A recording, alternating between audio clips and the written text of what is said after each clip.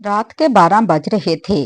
मुझे याद नहीं कि मैं कब, कैसे और किस हालत में हॉस्पिटल पहुंची। बस अचानक कुछ याद आया कि मैं दोपहर में अखबार लेकर बैठी थी, जिसमें मेरी बेटी आयशा की तस्वीर छपी थी। 2 दिन पहले ही इसकी मंगनी हुई थी, जिसमें एक वजीर ने भी शिरकत की थी। तस्वीर इनके साथ थी। नीचे लिखा था कि शहर के मशहूर डॉक्टर की बेटी आयशा की मंगनी हमजा के साथ हुई है। तस्वीर में बेटी और होने वाले दामाद के साथ मैं और मेरे शोहर डॉक्टर फराज भी खड़े थे। मैं फखर से भर गई कि इसी वक्त फोन बजा। जैसे ही फोन कान से लगाया तो आवाज आई कि मेरी बेटी को अपनी बेटी कहकर खुश हो रही हो। वो मेरा खून है और मैं आ रहा हूँ इसे सब बताने। बस इतना सुनने के बाद फोन गिरने की आवाज कान में पड़ी और इसके बाद अब होश आ रहा है। पता नहीं कब से यहाँ हूँ। नजर घुमाकर देखा तो मेरा बेटा एहसन, जिसने हाल ही में डॉक्टरी की पढ़ाई मुकम्मल की थी, हॉस्पिटल ज्वाइन किया था, एक कुर्सी पर गहरी नींद में दिखा। बेटी कहीं नजर नहीं आई। कहीं वो शरीर इंसान आकर इसे सब बताकर तो नहीं चला गया। मेरी बेटी मेरी जान, मेरे जीने का सहारा, सब कुछ। पर जो इसने कहा वो तो इसका खून है, क्या सच है? तभी बारिश की आवाज सुनी और दिल यादों की गलियों में घूमते हुए कई बरस पीछे चला गया। मैं अपने छोटे से शहर से वालिद साहब से बहुत झगड़ कर सिविल सर्विस की तैयारी के लिए कराची में आई। दोपहर को 2 घंटे खाली मिलते थे तो पास के एक रेस्टोरेंट में लंच करके वापस क्लास में आ जाती। इसी दिन भी जब मैं रेस्टोरेंट जा रही थी तो अचानक जोर की बारिश आ गई। एक बड़े से घर का गेट खुला देखकर मैं भागकर अंदर गई और बरामदे में खड़ी हो गई। फिर ख्याल आया कि घर वाले पता नहीं क्या कहेंगे। बारिश रुकने का नाम नहीं ले रही थी। क्या करूं, खड़ी रहूं या चल दूं? समझ नहीं आ रहा था कि इतने में आहिस्ता आहिस्ता घर का दरवाजा खुलता दिखा। मैं जब कुछ समझ पाती तब तक एक प्यारी सी बच्ची घुटनों के बल चलती बाहर आई, जिसकी उम्र मुश्किल से 10 महीने होगी। मुझे देखकर बच्ची मुस्कुराने लगी और अपने बाजू मेरी तरफ फैला दिए। मैंने भी मुस्कुराकर इसे गोद में उठा लिया और दरवाजे की तरफ देखने लगी कि इसकी माँ या कोई नौकर आएगा तो इसे बता दूंगी कि बच्ची पानी की तरफ जा रही थी। पर जब बहुत देर तक कोई नहीं आया तो हार कर मैंने अंदर जाने का फैसला किया। बच्चे को गोद में लिए अंदर दाखिल हुई तो सामने दीवार पर एक बहुत ही खूबसूरत नौजवान औरत की तस्वीर लगी थी, जिसमें फूलों का हार डला था। मैं कुछ सोच पाती तभी अंदर वाले कमरे से एक बुजुर्ग खतून ने कदम रखा। मैंने इन्हें सलाम करके बच्ची के बारे में बताया और अपने बरामदे में खड़े होने की वजह बताई। उन्होंने मुस्कुराकर बैठने को कहा। मैंने बच्ची इन्हें देना चाही तो बच्ची मुझसे लिपट गई। अपने नन्हे हाथों से इसने मेरी गर्दन मजबूती से पकड़ ली। मैं परेशान हो गई तो इन खतून ने कहा, बेटा जरा बैठ जाओ, तुम खड़ी हो तो ये घूमने के लालच में मेरे पास नहीं आएगी। मुझे क्या इतराज होता। मैं बच्ची को लिए सोफे पर बैठ गई। घर बहुत ही खूबसूरत था। मैंने देखा कि मेज पर एक थाली रखी थी जिसमें रखा खाना ठंडा हो गया था। मैं समझ गई कि बच्ची की वजह से खतून खाना नहीं खा पाई होंगी। मैंने इनसे कहा, खाला जान, अब खाना खा लो, मैं इसीलिए हूँ। खतून ने मुस्कुराकर कहा, ये तो रोज का काम है, इसकी आया छुट्टी पर है। ये इतनी नाजुक है कि रोज खाना ठंडा हो जाता है। अचानक मुझे समझ आ गई कि तस्वीर वाली जवान औरत बच्ची की माँ होगी और ये दादी हैं। तभी खतून की आवाज आई, बेटा ये सो गई, इसे लटा दो और आराम से बैठ जाओ। मैंने बच्ची को वहीं रखे झूले में आहिस्ता से लटा दिया और जाने की इजाजत मांगी तो खतून ने कहा, अभी तुमने बताया कि तुम लंच के लिए जा रही थी और बारिश आ गई, मतलब तुमने भी खाना नहीं खाया। आओ हम दोनों साथ खाते हैं। मैंने बहुत मना किया पर इनके प्यार भरे असरार को ठुकरा ना सकी और सच में भूख भी जोर से लग रही थी, इसलिए खाने बैठ गई। कई दिन बाद घर का खाना मिला तो कुछ ज्यादा ही खा लिया और तारीफ भी दिल भर के की। खतून ने मुस्कुराते हुए कहा, आप रोज आ जाया करो लंच टाइम पर, आयशा भी खुश हुआ करेगी। मैंने जब खतून से पूछा कि इसकी आया कब तक छुट्टी पर है तो उन्होंने बताया कि आया की वालिदा फोत हो गई हैं, इसीलिए 15 दिन तक नहीं आएगी। दूसरी आया लगानी चाहिए पर कोई मिल नहीं रही। खाना बनाने के लिए नौकर है पर बच्ची का मसला है, इसीलिए कोई खतून ही देख रही हैं। मेरे जहन में ख्याल आया, फौरन खतून से कहा, कोई बात नहीं, मैं 15 दिन तक इस वक्त आया करूंगी। आप खाना खा लिया करें, तब तक मैं आयशा के साथ खेला करूंगी। खतून ने मेरी बात इस शर्त पर मानी कि मैं दोपहर का खाना इनके साथ खाया करूंगी। میں نے خاتون سے مذاق بھی کیا کہ کسی اجنبی پر اتنا بھروسہ کرنا ٹھیک نہیں، پر خاتون نے کہا اتنی دنیا تو میں نے بھی دیکھ رکھی ہے کہ کس پر بھروسہ کیا جائے اور کس پر نہیں۔ پھر تو یہ میرا روز کا اصول ہو گیا۔ لنچ ٹائم پر خاتون کے گھر پہنچ جاتی، عائشہ کے ساتھ کھیلتی اور خاتون کے ساتھ کھانا کھاتی۔ تھوڑا تھوڑا گھر والوں کے بارے میں خاتون بتاتی تھیں کہ بیٹا ڈاکٹر ہے، شادی کے لیے تیار نہیں ہو رہا، بچی سنبھالنا مشکل ہو رہا ہے۔ میں بھی دل میں سوچتی کیسے تیار ہوگا، اتنی خوبصورت بیوی تھی بیچاری کی، کیسے بھول پائے گا۔ ایک دن دوپہر کو پہنچی تو عائشہ کے زور زور سے رونے کی آواز باہر سے ہی سنی۔ دوڑ کر اندر گئی تو دیکھا خاتون باورچی خانے کے سامنے بے ہوش پڑی تھیں اور عائشہ جھولے میں زور زور سے رو رہی تھی۔ میں نے جلدی سے عائشہ کو اٹھا کر نیچے بٹھایا اور خاتون کو پانی کے چھینٹے مار کر ہوش میں لانے کی کوشش کی۔ جلدی سے اپنی سہیلی فریحہ کو فون کر کے ڈاکٹر لانے کو کہا۔ ڈاکٹر کے آنے سے پہلے ہی فریحہ آ گئی۔ جلدی سے ہم نے خاتون کو بستر پر لٹایا، تبھی ڈاکٹر آ گئے۔ انہوں نے دیکھ کر بتایا کہ بلڈ پریشر کم ہونے کی وجہ سے چکر آ گیا تھا۔ ضروری علاج کر کے ڈاکٹر صاحب چلے گئے۔ فریحہ کو بھی میں نے جانے کو کہا۔ پھر فون کے پاس رکھی ڈائری سے نمبر دیکھ کر ان کے بیٹے کو فون کیا۔ وہ بھی گھبرا گیا، فوراً پہنچنے کی بات کہی۔ میں خاتون کے چہرے کو دیکھ رہی تھی، گورا چہرہ ایک دم سے لال ہو گیا، آنکھیں بند کیے وہ بہت کمزور لگ رہی تھیں۔ اس عمر میں چھوٹی بچی کی ذمہ داری سنبھالنا بہت مشکل تھا۔ میری والدہ بھی بہت چھوٹی عمر میں مجھے چھوڑ گئی تھیں۔ والد صاحب نے شادی نہیں کی، پر میری خالہ نے مجھے ماں کی کبھی کمی محسوس نہیں ہونے دی۔ انہوں نے اپنے بچوں سے زیادہ میرا خیال رکھا۔ شاید اسی لیے عائشہ پر مجھے بہت پیار آتا تھا، پر یہاں خاتون کی عمر اور بیماری کی وجہ سے بات الگ تھی۔ ان کے بیٹے کو شادی کر لینی چاہیے، یہی سوچ رہی تھی کہ تبھی ان کے بیٹے نے کمرے میں قدم رکھا۔ فلمی ہیرو کی طرح چہرہ میں دیکھتی رہ گئی، پر وہ آتے ہی بستر کی طرف دوڑا۔ بولا ماں کیا ہوا، مجھے فون کیوں نہیں کیا؟ اس کی اس بات پر اچانک مجھے غصہ آ گیا۔ بولی اب بڑی فکر ہو رہی ہے ماں کی، تب یہ فکر کہاں تھی جب چھوٹی سی بچی کی ذمہ داری ماں پر ڈال کر چلے گئے۔ کیوں نہیں کی دوسری شادی؟ کیا سمجھتے ہو سب ستیلی مائیں خراب ہوتی ہیں؟ کوئی آپ کی بچی کو پیار نہیں کرے گا، یا پھر مجنوں بن کر اپنی شان میں ماں کو دکھ دیتے رہنا چاہتے ہو؟ ڈاکٹر صاحب کا منہ کھلے کیا کھلا رہ گیا۔ کالج کے دنوں میں دھواں دار تقریر کرتی تھی، وہی جوش میری آواز میں بھر گیا۔ بولیے کیوں نہیں کر لیتے دوسری شادی؟ اچانک میں نے دیکھا کہ ڈاکٹر صاحب کا حیرت بھرا چہرہ بدلنے لگا اور ایک شرارتی مسکراہٹ ان کے ہونٹوں پر آ گئی۔ وہ مسکراتے ہوئے بولے ارے ابا دوسری شادی تب کروں گا جب پہلی ہو، ابھی تو میری پہلی شادی بھی نہیں ہوئی۔ کیا؟ میں نے حیرت سے خاتون کی طرف دیکھا، ان کے چہرے پر بھی شرارتی مسکراہٹ تھی۔ اب تک خاتون اٹھ کر بیٹھ گئیں۔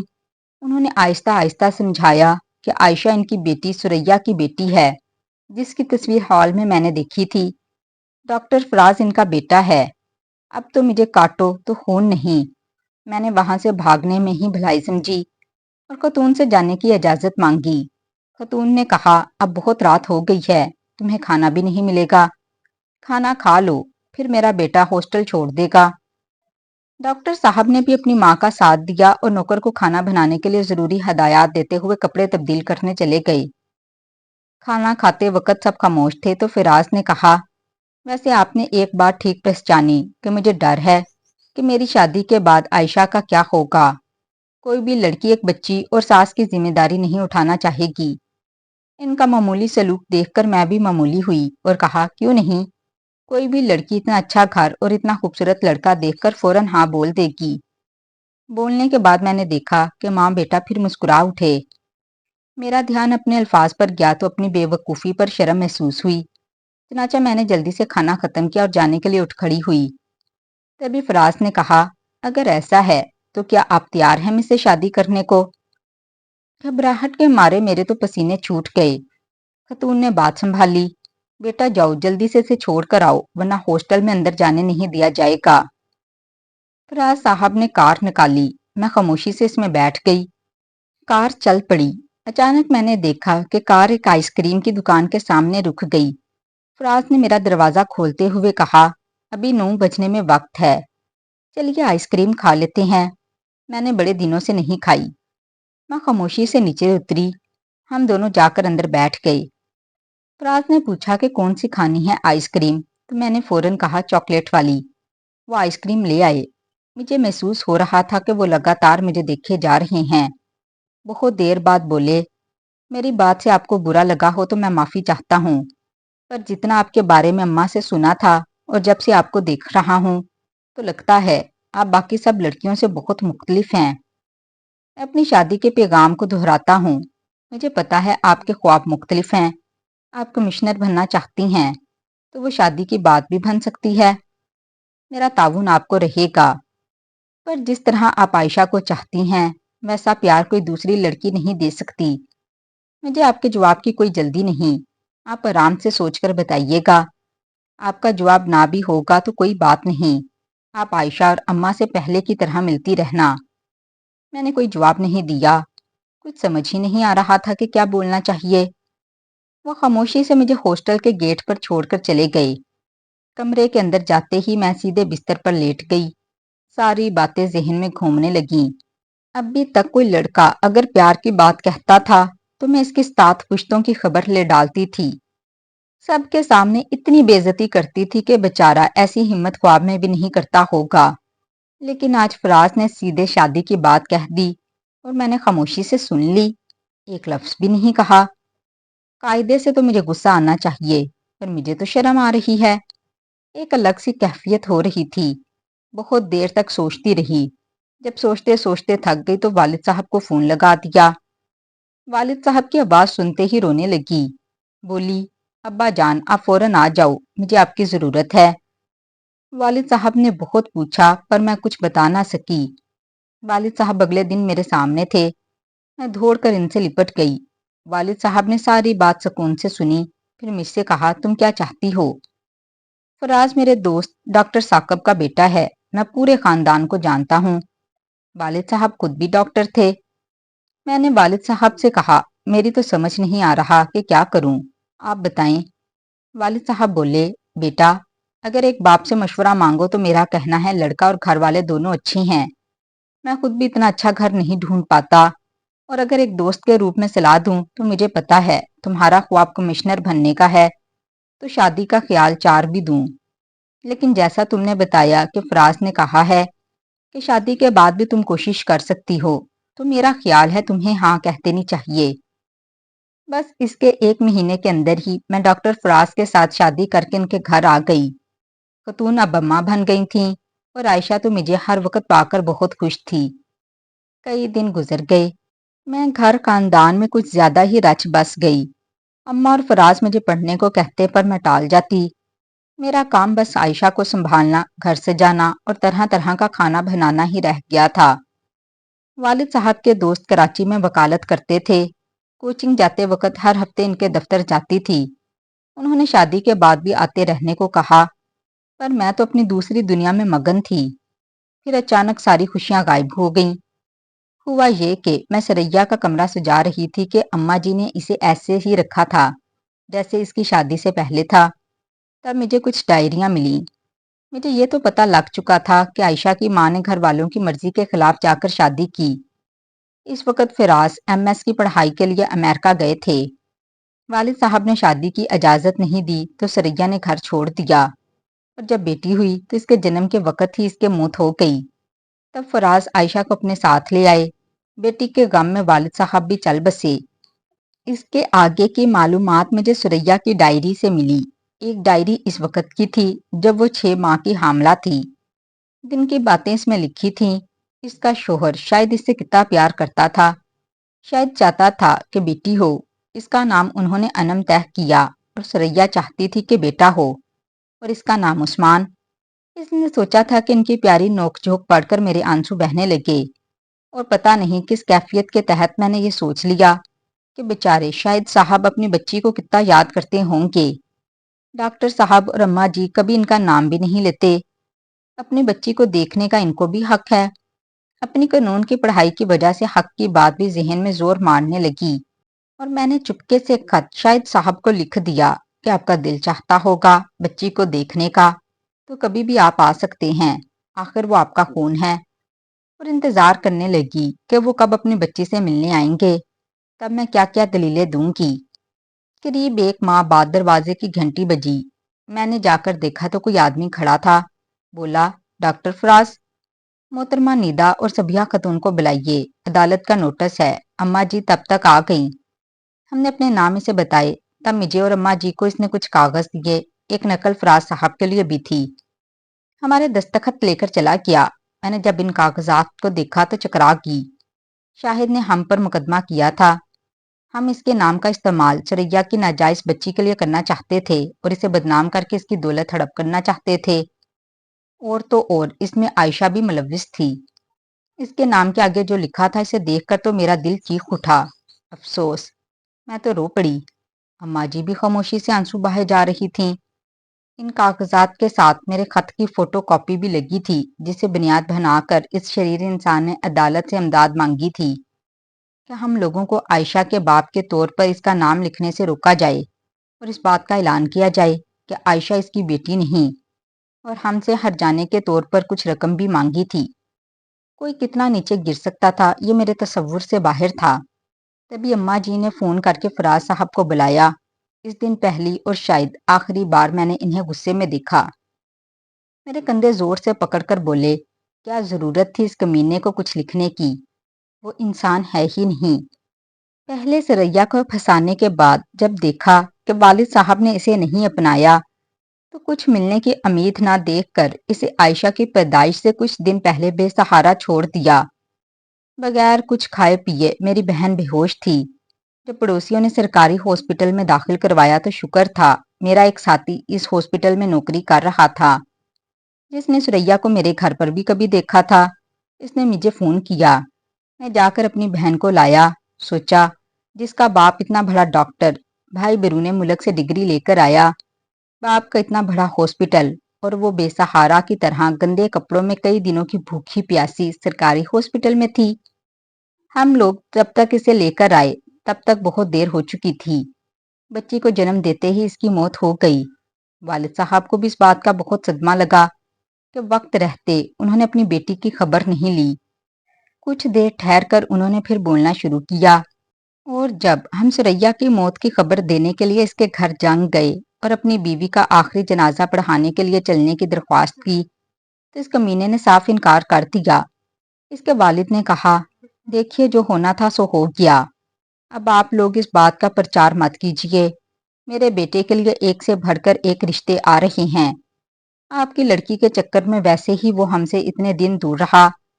اس کی شادی ہم نے طے کر دی ہے۔ کراچی ہی کے پرانے خاندانی لوگ ہیں۔ آپ لوگ جائیے، تماشا مت کیجیے۔ میں اور والد صاحب واپس آ گئے اور اس صدمے سے ہی والد صاحب 5 دن بعد چل بسے۔ سانس لے کر انہوں نے مجھے پھر غصے سے دیکھ کر کہا، اس کمینے کا میں نام دوبارہ نہیں سننا چاہتا، اور تم نے یہ کیا کر دیا؟ میں بے آواز روتی رہی، یہ مجھ سے کیا حادثہ ہو گیا؟ بہت دیر تک سب یوں ہی بیٹھے رہے۔ پھر میں نے ہی آنسو پہنچ کر فراز سے کہا، وکیل چچا سے صلاح کر لیتے ہیں۔ اماں جی نے بھی کہا، ہاں بیٹا، وکیل صاحب سے ہی مل کر جا کر دیکھ لو کیا کرنا ہے۔ وہ خاموشی سے میرے ساتھ چل دیے۔ ہم دونوں وکیل خالد کے گھر پہنچے، جن کے گھر اور دفتر میں شادی کے پہلے آیا کرتی تھی۔ ان کے ساتھ کبھی کبھی عدالت بھی جاتی تھی۔ خالد چچا اپنے گھر کے سامنے بنے دفتر میں ہی تھے۔ ہم دونوں نے ان کے سامنے سارے کاغذ رکھ دیے۔ خالد چچا نے سارے کاغذ غور سے پڑھے اور پھر بولے، گھبرانے کی بات نہیں، شادی کو ثابت کرنا پڑے گا۔ شادی کی کوئی تصویر یا سرٹیفکیٹ لے آؤ، بچی کا پیدائشی سرٹیفکیٹ تو ہے۔ یہ سن کر پہلی بار فراز صاحب بولے، تصویر تو بہن نے بھیجی تھی۔ والد صاحب نے غصے میں پھاڑ دی، اور سرٹیفکیٹ بھی شاید نہیں۔ یہ سن کر خالد چچا سوچ میں پڑ گئے۔ بولے، یہ آدمی بہت شاطر لگتا ہے، پوری تیاری کے بعد ہی عدالت گیا ہوگا۔ کوئی بات نہیں، ان کی شادی کا کوئی گواہ ڈھونڈ لو، کوئی دوست یا پڑوسی، ان کی گواہی ہم پیش کر سکتے ہیں۔ ساری معلومات لے کر اور ضروری گواہوں کی فہرست بنا کر ہم لوگ نکل پڑے۔ لگاتار 4 دن سریا کے دوستوں اور پڑوسیوں کو ڈھونڈتے رہے، لیکن اتنا آسان نہیں تھا۔ کراچی جیسے شہر میں ایسا کوئی مسیت یا مولوی ڈھونڈنا، سب جگہ تلاش کیا، کہیں بھی کوئی ثبوت نہیں ملا۔ ایک بھی ثبوت نہیں تھا ہمارے پاس۔ عائشہ کا پیدائشی سرٹیفکیٹ تھا، پر اسی کے بارے میں شاہد نے الزام لگا دیا کہ سریا کے والد صاحب اور بھائی نے جان بوجھ کر اس کے نام کا استعمال کیا اور اپنا ہاسپٹل ہونے کا فائدہ اٹھایا۔ اب کیا کریں، کسی کو کچھ سمجھ نہیں آ رہا تھا۔ خالد چچا نے کہا، عدالت میں ثبوت پیش کرنے ہوتے ہیں۔ شاہد نے تو لکھا ہی ہے کہ وہ کالج چھوڑنے کے بعد جھنگ چلا گیا اور اپنے والد کے ساتھ کاروبار کر رہا ہے، کراچی آیا ہی نہیں، اور ضرور اس نے کچھ جھوٹے کاغذ بھی بنا لیے ہوں گے انہیں جھوٹا ثابت کرنے کے لیے۔ ہمارے پاس کچھ نہیں۔ سریا کے سامان میں ایک تصویر بھی نہیں ملی جس میں دونوں ساتھ ہوں۔ مجھے تو غصہ بھی آ رہا تھا کہ کراچی جیسے شہر میں پڑھنے والی لڑکی اتنی احمق اور نادان کیسے ہو سکتی ہے کہ وہ خاموشی سے شادی کر لے، بچہ بھی ہونے والا تھا، پھر بھی کچھ نہیں سوچا۔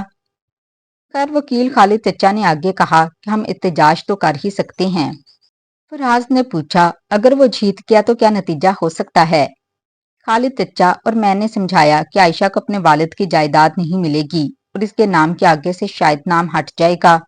بہت دیر سوچنے کے بعد فراز نے کہا، عائشہ کو جائیداد تو اپنی ماں سے ہی اتنی ملے گی کہ اس کی جائیداد کی کوئی ضرورت نہیں، اور اچھا ہے اس کا نام عائشہ کے نام سے ہٹ جائے۔ تب خالد چچا نے کہا، پھر تو آپ عدالت میں حاضر ہی مت ہوں، تب عدالت ایک طرفہ فیصلہ اسے دے دے گی۔ میرا دل اس بات کے لیے تیار نہیں تھا، پر اور کوئی چارہ بھی تو نہیں تھا۔ ہم لوگ واپس آ گئے۔ میں جب بھی عائشہ کو دیکھتی تو میرے آنسو نکل آتے۔ کاش میں وہ خط شاہد کو نہ لکھتی، نہ یہ سب ہوتا۔ یہ سب میں نے کیا کر دیا؟ یہی سوچتے ہوئے میرے دن رات نکل رہے تھے۔ ایک دن پھر ڈاک سے دو خط آئے۔ ایک شاہد کا تھا جس کے ساتھ عدالت کے فیصلے کی نقل تھی، جس میں اعلان کیا گیا تھا کہ عائشہ شاہد کی بیٹی نہیں۔ میں بہت پریشان تھی، لیکن شام کو سب کو اکٹھا ہوتے ہی میں نے فیصلہ سنا دیا کہ میں اب عائشہ کو گود لوں گی۔ سب بہت خوش تھے۔ عدالت نے بھی ایک ماہ کے اندر عائشہ کو ہماری بیٹی قرار دے دیا۔ میرے دل کو کچھ سکون تو ملا، لیکن اب ایک دوسرا خوف میرے دل میں سما گیا کہ نوکر اور پڑوسی کہیں عائشہ کے بڑے ہونے پر اسے حقیقت نہ بتا دیں۔ تبھی آسمان کے آنے کی آہٹ بھی مل گئی۔ میں خوش رہنے کی بجائے دن بھر فکر میں ڈوبی رہتی۔ اماں جی اور فراز صاحب نے بہت کوشش کی مجھے سمجھانے کی، پر نہ جانے مجھے کیا ہو گیا تھا۔ ہار کر فراز صاحب نے والد صاحب کو بھلا بھیجا۔ دونوں مل کر مجھے ماہر نفسیات کے پاس لے گئے۔ ان کے مشورے پر فراز نے کراچی سے کہیں دور بس جانے کا فیصلہ کیا۔ پھر والد صاحب کے اصرار پر کراچی کی ساری جائیداد بیچ کر لاہور آ گئے۔ بس کچھ ہی دنوں میں ہم لوگ چھوٹے سے آسمان اور اس سے تھوڑی بڑی عائشہ کو لے کر لاہور آ گئے۔ ہم لوگ جلدی اس نئے ماحول میں رچ بس گئے۔ ان کا نام یہاں بھی بہت جلدی اچھے ڈاکٹروں میں شمار ہو گیا۔ زندگی آرام سے گزر رہی تھی۔ میں بھی بھول گئی کہ عائشہ میری اپنی کوکھ سے جنمی بیٹی نہیں ہے۔ دونوں بہن بھائی بہت پیار سے رہتے، پڑھنے میں دونوں بڑے ہوشیار تھے۔ اچانک ایک دن جب عائشہ شاید 9ویں جماعت میں تھی تو اس نے مجھ سے کہا، کہو اماں، ابا بتا رہے تھے کہ آپ کمشنر بننا چاہتی تھیں، پھر کیوں نہیں بنی؟ میں نے ان کی طرف دیکھا۔ وہ فوراً بولے، بیٹے تیری اماں کو تمہاری ماں بننے کی جلدی تھی نا؟ اس لیے میں نے جلدی سے جواب دیا، بیٹا میرا خواب تو تھا کمشنر بننے کا، پر تیرے والد مجھ پر ایسے فدا ہوئے کہ شادی کے لیے پیچھے پڑ گئے۔ پھر تم مل گئی اور میں اپنے خواب کو بھول گئی۔ بولتے بولتے جیسے میں پرانی یادوں میں کھو گئی۔ عائشہ نے پتہ نہیں کیا سمجھا، پھر میرے گلے لگ کر بولی، فکر نہ کرو اماں، آپ کا خواب آپ کی بیٹی پورا کرے گی۔ پھر اپنے بھائی کا کان پکڑ کر بولی، سن نالائق، میں اب ڈاکٹر نہیں بنوں گی، تم ڈاکٹر بننا اور ابو کا ہاسپٹل سنبھال لینا، میں تو اپنی اماں کا خواب پورا کروں گی۔ اس دن کے بعد سے وہ جیسے نئے جوش سے بھر گئی۔ فوراً سائنس کے مضامین کو بدل کر تاریخ، انگریزی اور معاشیات لے لیے۔ میری رہنمائی تو تھی ہی۔ جلد ہی وہ دن آ گیا جب ایم اے کرنے کے بعد اس نے سول سروسز کا امتحان دیا اور پہلے ہی کوشش میں نمبر کم آنے پر دوبارہ امتحان میں بیٹھی۔ اس بار شروع کے 50 لوگوں میں نمبر تھا۔ مریض سے تربیت کرنے کے بعد اس کی لاہور میں ہی ایڈیشنل کمشنر کے عہدے پر تربیت یافتہ کے طور پر تعیناتی ہو گئی۔ اس کے بیچ کے 6 اور لڑکے تھے۔ ان سب کو ہم نے کھانے پر بلوایا۔ سب بہت خوش مزاج تھے۔ کھانا کھانے کے بعد بہت دیر تک گفتگو ہوتی رہی۔ میں نے محسوس کیا کہ ان میں سے ایک کی نظر عائشہ پر ہی تھی۔ عائشہ بھی اسے الگ نظروں سے دیکھ رہی تھی۔ دریافت کرنے پر پتا چلا کہ وہ گجرات کا رہنے والا تھا۔ اس کے والد فوج میں تھے۔ اس کا نام حمزہ تھا۔ میں لڑکی کی ماں کی طرح سوچ رہی تھی کہ لڑکا اچھا ہے، برابر کے عہدے پر ہے، اور سب سے بڑی بات کہ عائشہ کو پسند بھی کر رہا ہے۔ عائشہ بھی شاید اسے پسند کرتی تھی۔ میں نے ان سے بات کرنی چاہی، پر انہوں نے مجھے میٹھی ڈانٹ دی کہ لڑکے لڑکیاں برابری سے ہنسی مذاق کرتے ہیں، ضروری نہیں کہ وہ آپس میں پیار کرتے ہوں۔ مجھے غصہ آ گیا اور میں کروٹ بدل کر سو گئی۔ پر میرا اندازہ کتنا صحیح تھا یہ مجھے اگلے دن پتا چل گیا۔ شام کو جب عائشہ دفتر سے آئی تو کار میں اس کے ساتھ حمزہ بھی تھا۔ میں نے فوراً چائے ناشتہ لگوایا۔ کچھ دیر ادھر ادھر کی باتیں کرنے پر میں نے دیکھا کہ دونوں ایک دوسرے کو کچھ اشارے سے کہہ رہے تھے۔ مجھے ہنسی آنے لگی۔ میں جان بوجھ کر دفتر اور سیاست کی باتیں کرتی رہی۔ آخر عائشہ نے کہا، اماں، حمزہ کو آپ سے کچھ کہنا ہے۔ میرے کان کھڑے ہو گئے۔ جب کوئی بات من مانی ہوتی ہے تو دونوں بچے مجھے اماں کہتے تھے۔ چنانچہ میں نے کہا، ہاں بولو بیٹا، کیا بات ہے؟ حمزہ نے آہستہ آہستہ لیکن بڑے اعتماد سے مجھے اپنے اور خاندان کے بارے میں بتایا۔ اس کے والد فوج میں تھے اور وہ اکیلا لڑکا تھا۔ عائشہ اسے پسند تھی۔ مری میں ہی ان کی اچھی دوستی ہو گئی۔ اس کے والدین کو شادی پر کوئی اعتراض نہیں۔ عائشہ کو میری منظوری چاہیے تھی۔ مجھے اس شادی پر تو کوئی اعتراض تھا ہی نہیں، اور میں تو کل رات ہی خواب میں دیکھ رہی تھی۔ پر مجھے احساس ہوا کہ حمزہ کو سچ بتا دینا چاہیے۔ کچھ سوچنے کے بعد میں نے کہا، میں اسے اکیلے میں بات کرنا چاہتی ہوں۔ یہ سنتے ہوئے عائشہ نے ہنستے ہوئے کہا، اماں ضرور، تمہیں اپنی لڑکی کا پیچھا چھوڑنے کے لیے پیسے دینے والی ہو۔ تم فلمی ہیرو کی طرح پیسے ٹھکرانا مت، اچھی خاصی رقم مانگ لینا، پھر ہم دونوں خوب شاپنگ کریں گے۔ میں نے اس کے اس مذاق کا کوئی جواب نہیں دیا، بس اسے وہیں رکنے کو کہہ کر حمزہ کو اپنے کمرے میں لے گئی۔ کمرہ بند کر کے میں نے اپنی الماری سے برسوں پرانے عدالت کے کاغذ نکال کر اسے دکھائے اور بتایا کہ عائشہ ہماری اپنی بچی نہیں، پر ہے وہ اس گھر کی ہی بچی۔ مختصراً اسے عائشہ کی کہانی سنائی۔ چنانچہ میں نے کہا، ہم اس بات کو بھول چکے ہیں، پر تم اسے اپنی زندگی کا ساتھی بنا رہے ہو تو اس کے لیے یہ ضروری ہے کہ تم سچ جان لو اور تمہارا جو فیصلہ ہو وہ بتا دو۔ کہہ کر میں آنکھیں بند کر کر بیٹھ گئی۔ دل زور زور سے دھڑک رہا تھا کہ پتہ نہیں میں نے اپنے ہی ہاتھوں اپنی بیٹی کا برا تو نہیں کر دیا۔ تھوڑی دیر بعد محسوس ہوا کہ حمزہ میرے آنسو پہنچ رہا تھا۔ حمزہ نے سارے کاغذ واپس الماری میں رکھے اور میرے ہاتھوں کو اپنے ماتھے سے لگاتے ہوئے بولا، اب تو کسی بھی قیمت پر میں اس گھر سے رشتہ جوڑ کر رہوں گا۔ بس اس کے بعد حمزہ کے اماں ابا آئے۔ بہت ہی اچھے ماحول میں ساری باتیں طے ہوئیں اور منگنی طے کر دی گئی۔ عثمان بھی امریکہ سے اپنی ایم ایس کی پڑھائی مکمل کر کے واپس آ گیا۔ شہر کے بڑے ہوٹل میں ہم نے عائشہ کی منگنی رکھی۔ والد صاحب کے بہت پرانے دوست فوج سے ریٹائر ہو کر گورنر بن گئے تھے۔ والد صاحب نے بھی انہیں بلوایا۔ وہ شہر سے آئے۔ شہر کے کچھ اہم لوگ، کچھ جاننے والے، عائشہ اور حمزہ کے دفتر کے افسران، سب ملا کر قریب 100 مہمان ہو گئے تھے۔ گورنر صاحب کے آنے سے فوٹوگرافروں نے تو بس موقع ہی نہیں چھوڑا۔ ہزاروں تصویریں لے ڈالیں اور انہی میں سے ایک تصویر اخباروں میں چھپی تھی جسے میں اس دن دیکھ رہی تھی۔ تبھی وہ فون آیا تھا۔ میں واپس حال میں لوٹ آئی۔ پتہ نہیں کیا کیا ہوگا۔ عائشہ کو سب پتہ لگ گیا ہوگا۔ کیا وہ مجھ سے ناراض ہو گئی ہوگی؟ اگر نہیں تو وہ یہاں کیوں نہیں دکھ رہی؟ مجھے کچھ ہو اور عائشہ پاس نہ ہو، ایسا کبھی ہو ہی نہیں سکتا۔ تبھی گھڑی نے 6 بجائے۔ بیٹا چونک کر اٹھا اور میری طرف بڑھا۔ مجھے آنکھیں کھولتا دیکھ کر وہ خوشی سے چلا اٹھا، اماں آپ جاگ گئیں؟ تب تک عائشہ بھی آ گئی۔ عائشہ تو میرے گلے لگ کر رونے ہی لگی کہ اماں آپ نے تو مجھے ڈرا ہی دیا۔ میری شادی کا اتنا دکھ تھا تو میں نہیں کرتی شادی۔ میرا بیٹا فوراً بولا، ارے جاؤ، اماں تو خوشی برداشت نہیں کر پائیں، اور اٹیک تو مجھے آنا تھا خوشی کا کہ اب کم از کم گھر پر میرا راج ہوگا۔ عائشہ نے فوراً اس کا کان پکڑا، بڑا آیا بیرون ملک سے کیا پڑھ کر آیا ہے؟ 4 دن لگا دیے اماں کو ٹھیک کرنے میں۔ پہلے ڈاکٹری تو ٹھیک سے کر لو، پھر گھر پر راج کرنا۔ دونوں کی نوک جھوک سن کر میں پھولے نہ سمائی۔ عائشہ پہلے کی طرح تھی۔ لگتا ہے وہ نہیں آیا ہوگا۔ میں نے سکون کا سانس لیا۔ 1 ہفتے بعد میں اپنے گھر کی راہ پر تھی۔ کار میں فراز اور حمزہ آگے بیٹھے تھے۔ عائشہ مجھے संभाले पीछे थी। अचानक आयशा ने कहा, मुझे पता है आपको किस बात का सदमा लगा। वो आदमी आया था जिसकी वजह से आप हॉस्पिटल पहुंची। मैंने चौंक कर इसे देखा।